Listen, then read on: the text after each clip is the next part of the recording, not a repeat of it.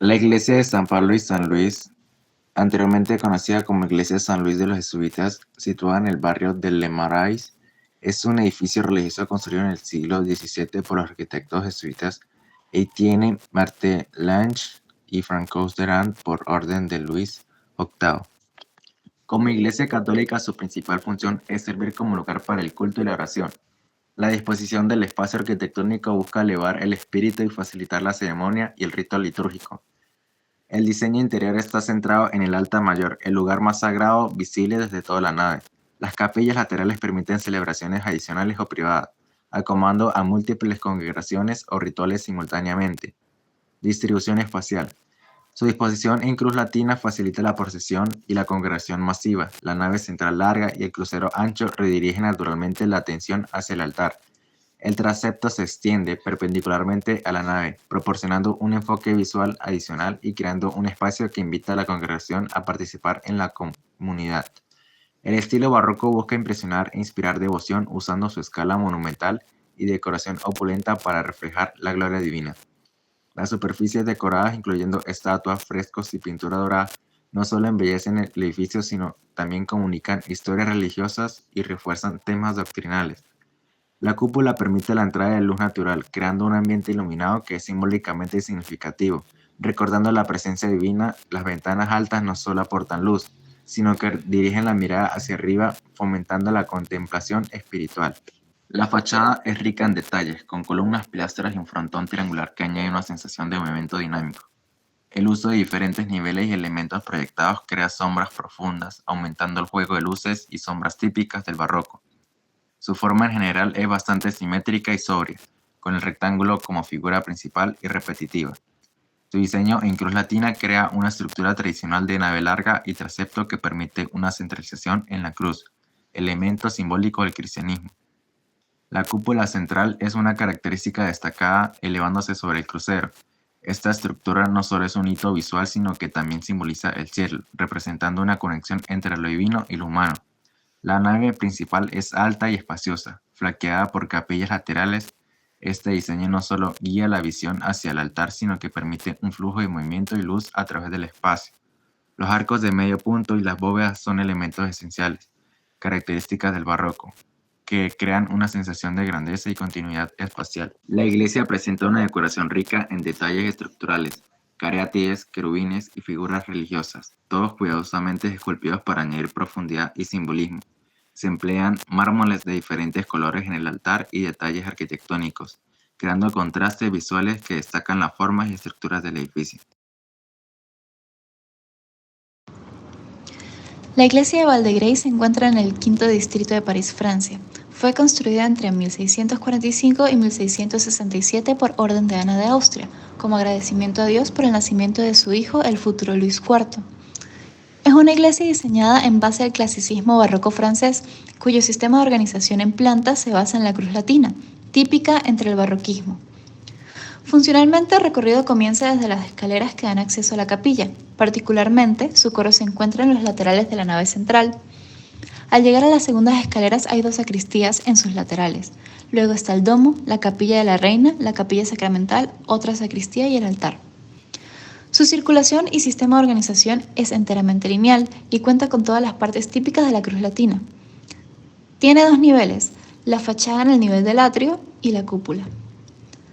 Formalmente la iglesia se divide en tres secciones, partiendo del rectángulo. Sus primeras dos secciones son ortogonales, mientras que su tercera sección tiene una terminación curva, dada por la cúpula. Como está distribuida, pareciera que virtualizara un triángulo, yendo de mayor a menor proporción hasta el pináculo y remate. Finalmente, la fachada está enteramente compuesta con características clasicistas barrocas. Utiliza columnas de orden dórico en el primer nivel y en el segundo de orden corintio. Su cúpula tiene ornamentos curvos, al igual que el resto de su fachada, pero aún así combinados con la proporción de algunos elementos clásicos como el frontón, que se repite en sus dos niveles, ya que está inspirada en las iglesias románicas contemporáneas, especialmente en la iglesia de Santa Susana en Roma. El castillo de Vaux-le-Vicomte es un castillo barroco francés del siglo XVII, de 1658 a 1661, situado al sureste de París.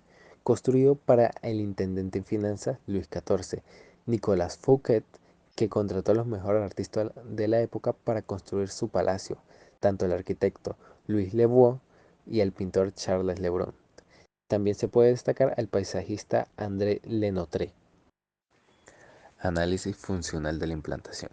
El palacio se divide en dos ejes visuales, el eje transversal y el eje principal y acceso.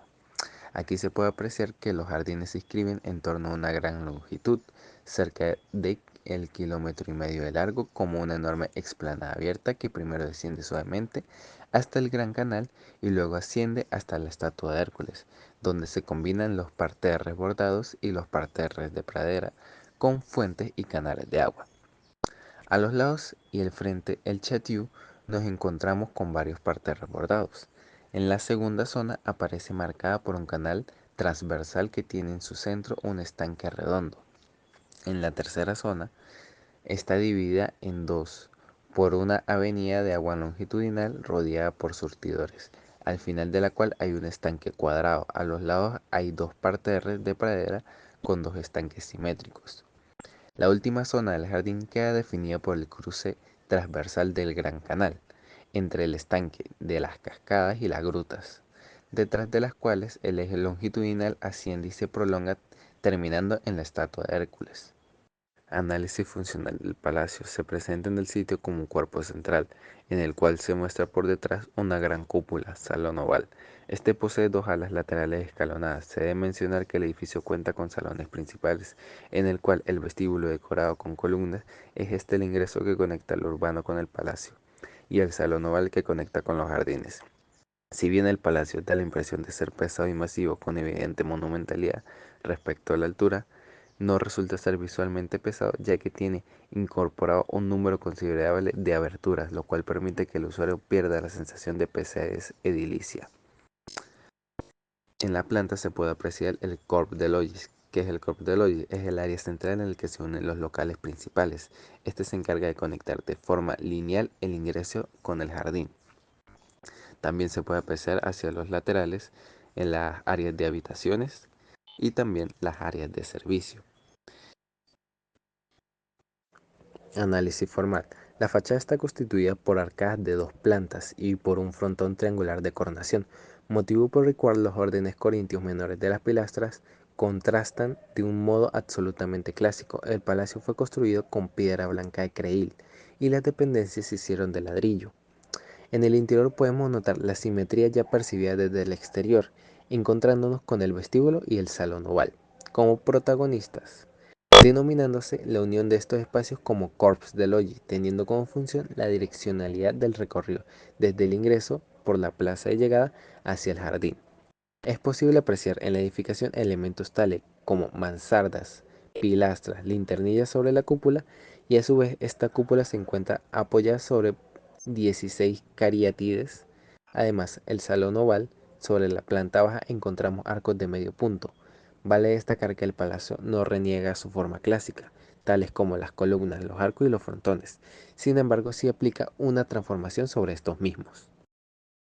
Complejo Los Inválidos. Como breve contexto, este complejo civil y religioso en París fue construido bajo el poder de Luis XIV entre 1670 y 1706 para albergar soldados veteranos y heridos de guerra. El rey Luis XIV quiso con este complejo resaltar su gran poder y a la vez el respeto por sus soldados, y se lo encargó a los arquitectos Liberal Brown en un principio y luego culminó con Jules Hardouin Mansart. Su composición funcional trata de un tramado de edificaciones que son bloques que forman una cuadrícula con una simetría central. Son de planta rectangular y están dispuestos perpendicularmente entre ellos, formando los patios internos que facilitan la comunicación en el complejo. El complejo se configura por un eje central que le da la simetría, de norte a sur, desde la entrada del edificio frontal y el patio de honor, pasando por el centro de la iglesia de los soldados y la cúpula dorada.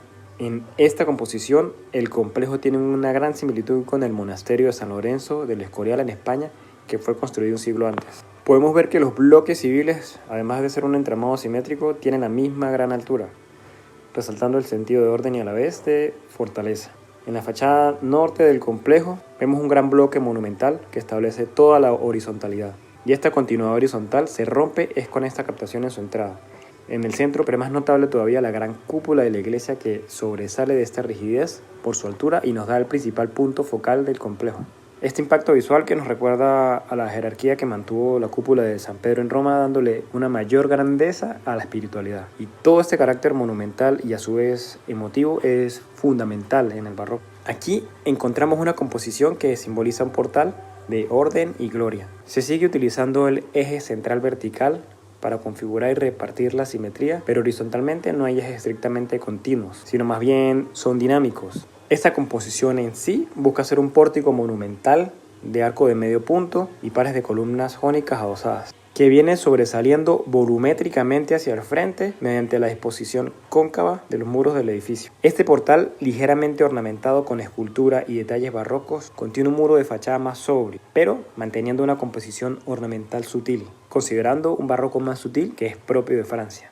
Y la iglesia de los Inválidos, junto con su enorme cúpula, son una pieza fundamental del complejo. Analizando el cuerpo de la cúpula, esta se organiza en una planta centralizada, una cruz griega en el que su eje vertical culmina la cúpula y crea una experiencia unificada y una verticalidad impresionante. En su fachada, el arquitecto Jules Hardouin representa su discurso barroco y monumental, partiendo nuevamente de un eje central establecido en todo el conjunto. Sobre este eje, la fachada se jerarquiza en 3 niveles horizontales y van conformando la monumentalidad escalonada, apuntando hacia lo vertical y agregando más escena en cada nivel y teniendo como punto focal la inmensa cúpula. El primer nivel representa el más sobrio, con columnas dóricas dispuestas en pares, un entablamento continuo y sutil al decorarse con triglifos y metopas, pero empieza a dar impresión con nichos y juegos de luz con los volúmenes de la planta como lo es su pórtico. El segundo nivel aumenta el dinamismo y la ornamentación con columnas corintias, esculturas que acompañan pilastras adosadas,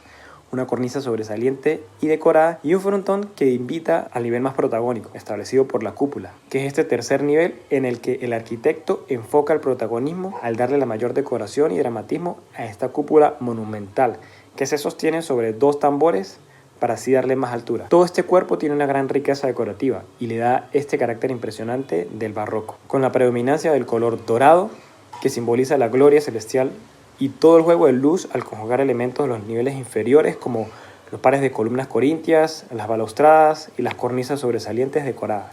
Finalmente, este discurso de ir llevando emocionalmente al espectador hacia la espiritualidad celestial lo remata con una linterna completamente dorada. El Palacio de Versalles en Francia fue construido originalmente como una residencia real en 1623 y en 1682 se convirtió en la sede principal del gobierno francés. El arquitecto que diseñó el Palacio de Versalles fue Louis le Bourget, en trabajo con el rey Luis IV. Entre sus características funcionales podemos notar que está dividida en 3 partes principales: la enceinte, el château y los jardins. La enceinte o cinta exterior era el lugar donde vivía la gente del rey y el personal de servicio. El château o castillo es la parte más grande del palacio y contiene habitaciones del rey y su familia y los extensos jardines. Entre sus características formales podemos notar su planta extensa, simétrica y ordenada en torno a ejes claramente definidos, que dan paso a la utilización de la luz y la sombra. Elementos característicos del barroco, no solo realza la dimensionalidad y textura de la superficie, sino que también juega un papel teatral. La fachada del Palacio de Versalles se caracteriza por su simetría y equilibrio, elementos fundamentales del estilo barroco. Construida principalmente de piedra caliza, la fachada presenta una serie de columnas y pilastras dispuestas en órdenes clásicos, como el dórico y el corintio. Los frontones triangulares y curvos que coronan las ventanas y puertas principales son otro elemento distintivo. Estos frontones, junto con las numerosas estatuas y relieves que adornan la fachada, representan figuras mitológicas y alegóricas, simbolizando el poder y la gloria de la monarquía francesa. Funcionalmente, la fachada sirve como la entrada principal al palacio, conduciendo directamente al patio de honor. Este diseño monumental está pensado para impresionar a los visitantes y dignatarios, subrayando la importancia del palacio como centro de poder. Los balcones permiten a los miembros de la realeza observar las ceremonias y eventos que se llevan a cabo en los jardines y el patio.